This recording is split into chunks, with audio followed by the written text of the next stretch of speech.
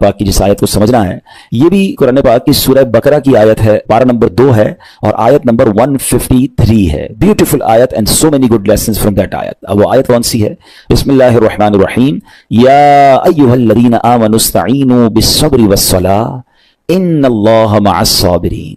तर्जमा इसका क्या है? ऐ ईमान वालो, सबर और नमाज से मदद मांगो, बेशक अल्लाह साबिरों के साथ है।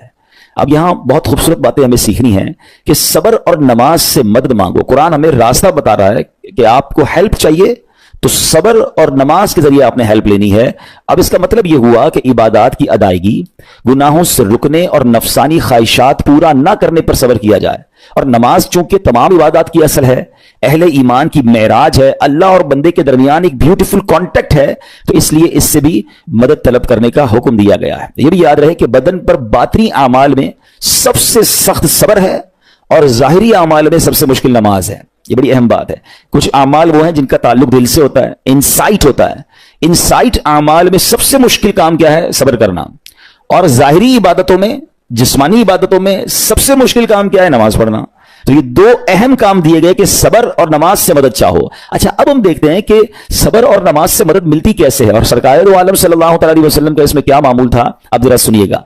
अब नबी पाक अलैहिस्सलाम का यही मामूल था। हजरत हुज़ैफा रज़ियल्लाहु तआला अन्हु फरमाते हैं, नबी करीम अलैहिस्सलाम को जब कोई सख्त मुहिम पेश आती तो आप अलैहिस्सलाम नमाज में मशगूल हो जाते। जब मैं खुद इस आयत की कुछ दिनों पहले तैयारी कर रहा था तो बड़ा एक नया बाब आंखों के सामने खुला कि यकीनन जब हम प्रॉब्लम में आते हैं, हम दुआ भी करते हैं, हम लोगों से भी कहते हैं, मगर क्या डायरेक्टली हम नमाज की तरफ जाते हैं?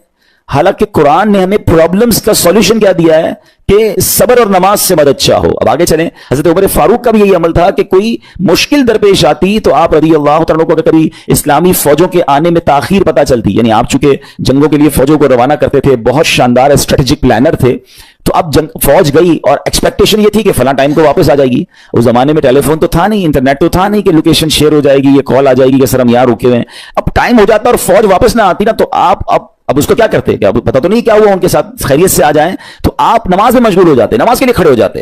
अब क्या हमारे साथ कभी ऐसा होता है कि हमारा बच्चा कहीं गया है, उसकी खबर नहीं आ रही, या कोई चीज हमारी आनी है अभी तक पहुंची नहीं है, या कोई अच्छी न्यूज नहीं आ रही है, तो हम क्या उसके लिए नमाज की तरफ जाते हैं? ये नबी पाक का हमेशा मामूल रहा। हजरत अब्दुल्लाह बिन मोहम्मद हनफिया रहमतुल्लाहि तआला फरमाते हैं कि मैं और मेरे वालिद एक अंसारी रिश्तेदार के पास इयादत करने गए। जब नमाज का वक्त हुआ तो उन्होंने अपने अहले खाना में से किसी को पुकारा कि ए लड़की, वुजू का पानी ले आओ और हमारे लिए नमाज में राहत पहुंचाओ, नमाज पढ़कर मैं राहत पाऊं, जल्दी से वुजू का पानी ले आओ। तो कहते हैं हमने उन अंसारी शख्सियत के अल्फाज पर बड़ा ताज्जुब किया कि नमाज से राहत कैसे मिलती है। तो उन्होंने कहा मैंने नबी पाक अलैहिस्सलाम को फरमाते सुना है, ए बिलाल खड़े हो और हमें नमाज के जरिए राहत पहुंचाओ। And it means namaz is a relaxation for all of us.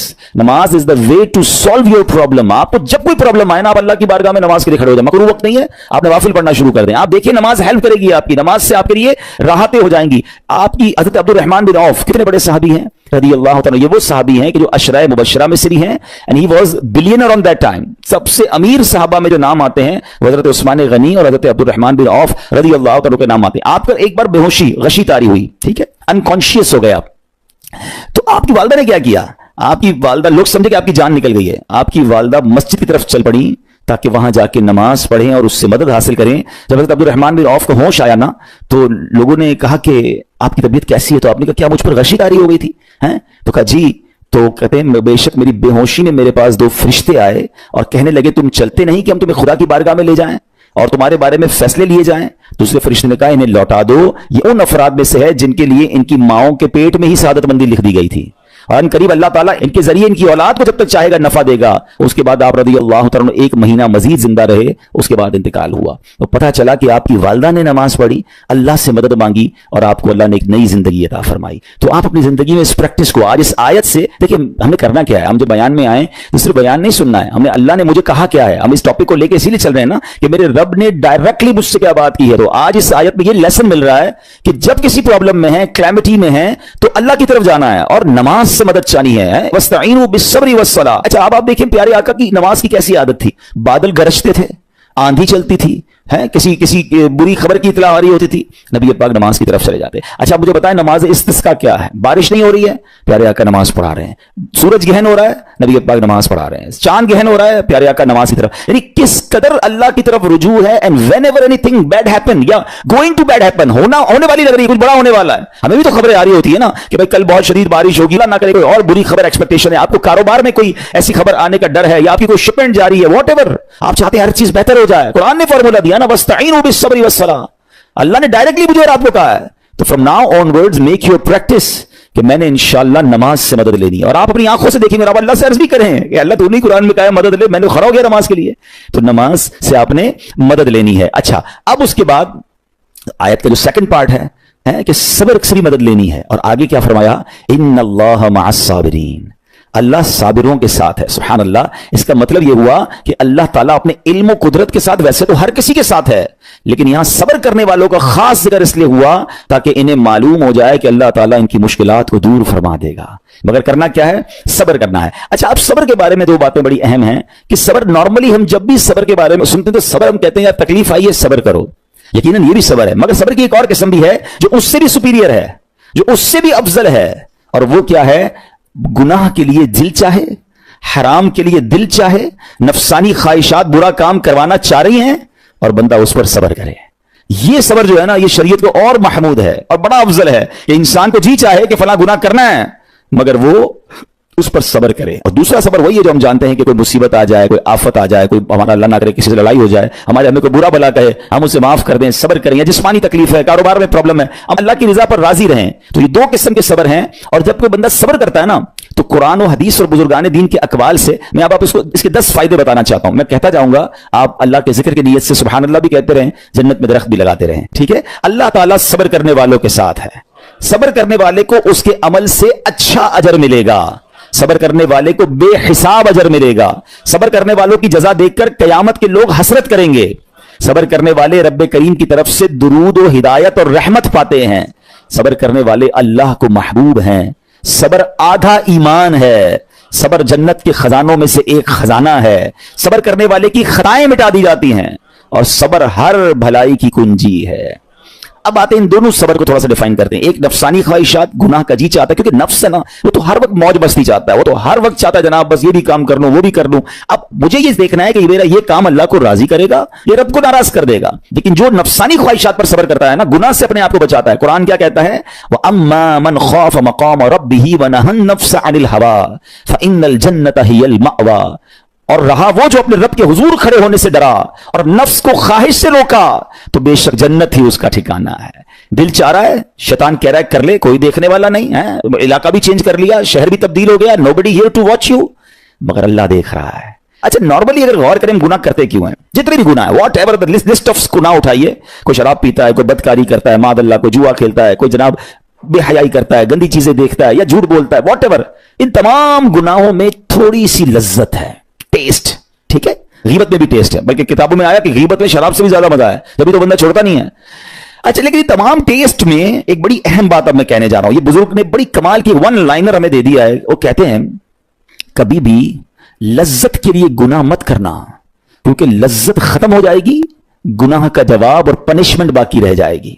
अब आप इस फॉर्मूले को सामने रखें कि जब भी हम गुनाह करते हैं, फ्यू मिनट्स या फ्यू आवर्स की एक इंजॉयमेंट है, आफ्टर दैट इंजॉयमेंट खत्म, मगर उसका जवाब बाकी है, अजाब बाकी है, अल्लाह ना करे अल्लाह नाराज हुआ तो पनिशमेंट बाकी है। तो क्या फरमाया, इंजॉयमेंट के लिए गुनाह मत करना, इंजॉयमेंट खत्म हो जाएगी, अजाब बाकी रह जाएगा।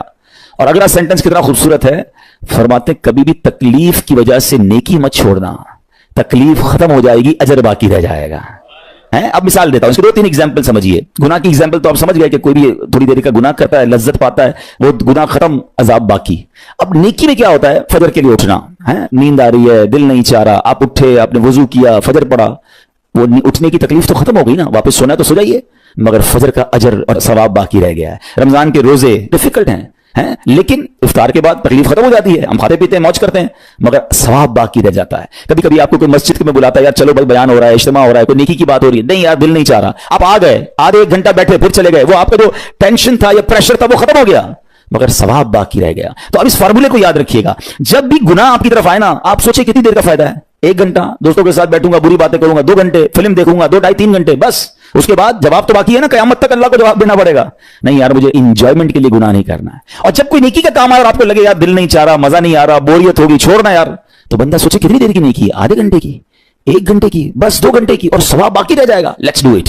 अगर ये बात समझ आ गई ना आपको, तो इंशाल्लाह देखिएगा गुनाह से बचना और नेकियां करना आसान हो जाएगा। तो अब क्या फरमाया कुरान ने कि जिसने अपने नफ्स को रोका, क्या खूबसूरत आयत है, वअम्मा मन खौफ मकाम रब्बिही वनहन नफ्स अनिल हवा, और रहा वो जो अपने रब के हुजूर खड़े होने से डरा और नफ्स को ख्वाहिश से रोका, तो बेशक जन्नत ही उसका ठिकाना है। और एक और जगह कमाल से फरमाया वलिमन खौफ मकाम रब्बिही जन्नतान, मुबारक उनको जो अल्लाह से डरते हैं ना, सब्र करते हैं, गुनाह नहीं करते, रुक जाते हैं। कुरान कहता है जो अपने रब के हुजूर खड़े होने से डरे उसके लिए 2 जन्नतें हैं, 1 नहीं 2 जन्नतें हैं। सूरह रहमान की आयत है। तो पता चला कि नफ्स को रोकना ये आसान भी नहीं है, हाँ दिल बहुत चाहता है, मगर ये सब्र जो है ना, इन्नल्लाह मअस साबिरीन का जो मेराज है, जो टॉप ऑफ द लिस्ट सब्र है, वो ये सब्र है। अच्छा, अब आते हैं एक और सब्र की सूरत कि अब आपको किसी ने गुस्सा दिला दिया, बुरा भला कहा, या आपके मिजाज के खिलाफ बात हो गई, अब आपने रोकना है अपने आप को। अब गुस्से का इजहार नहीं करना, लड़ाई नहीं करनी, गाली का जवाब गाली, ईंट का जवाब पत्थर, अंग्रेजी का मकूला है ना टिट फॉर टैट, जैसे को तैसा नहीं, ये हमारी शरीयत हमें नहीं सिखाती। अच्छा, आजकल किसी को कहो ना यार आप क्यों यार लड़ाई कर रहे हैं, भाई मैं जवाब ना दूं तो लोग समझेंगे कमजोर आदमी हूं, मुझे अपना रोब भी तो रखना है, मैं भी तो पता चले कौन हूं, अपना बताऊं तो सही कौन हूं। सच्ची बात पता है क्या है, जो टिट फॉर टैट करता है, गाली का जवाब गाली से देता है ना, वो वाकई बता देता है वो कौन है, वो अपना तारुफ करवा रहा होता है कि ये भी ऐसा है मैं भी वैसा ही हूं। ओ भाई, अच्छा फिर एक और अजीब जुमला बड़ा मशहूर है आजकल, जनाब हम शरीफ के साथ शरीफ हैं, हम बदमाश के साथ बदमाश हैं। मुझे आज तक समझ नहीं आई ये कौन सा बटन लगा हुआ है आपके अंदर कि शरीफ के साथ आप शरीफ हो जाते हैं, बदमाश आता तो आप भी बदमाश हो जाते हैं। जनाबे वाला, शरीफ आदमी शरीफ के साथ भी शरीफ होता है, बदमाश के साथ भी शरीफ होता है, जब भी तो वो गलत आदमी अच्छा होगा ना।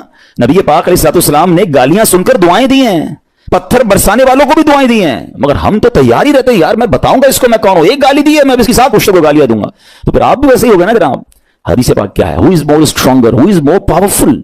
अल्लाह के हबीब अलैहिस्सलाम फरमाते हैं कि ये बहादुर वो नहीं, ये बुखारी शरीफ की हदीस है, बहादुर वो नहीं जो पहलवान और दूसरे को पछाड़ दे, बल्कि बहादुर वो है जो गुस्से के वक्त अपने आप को काबू में रखे। असल बहादुरी ये है।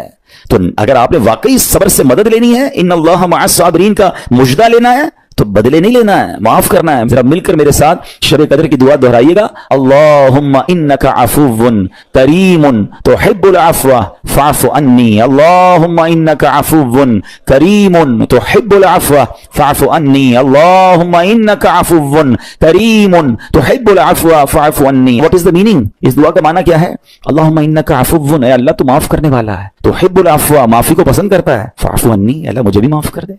हम क्या कह रहे हैं अल्लाह से, अल्लाह मुझे माफ कर दे, मेरे सारे अगले पिछले गुनाह माफ कर दे। मगर देयर इज अ क्वेश्चन, आपने माफ कर दिया सबको?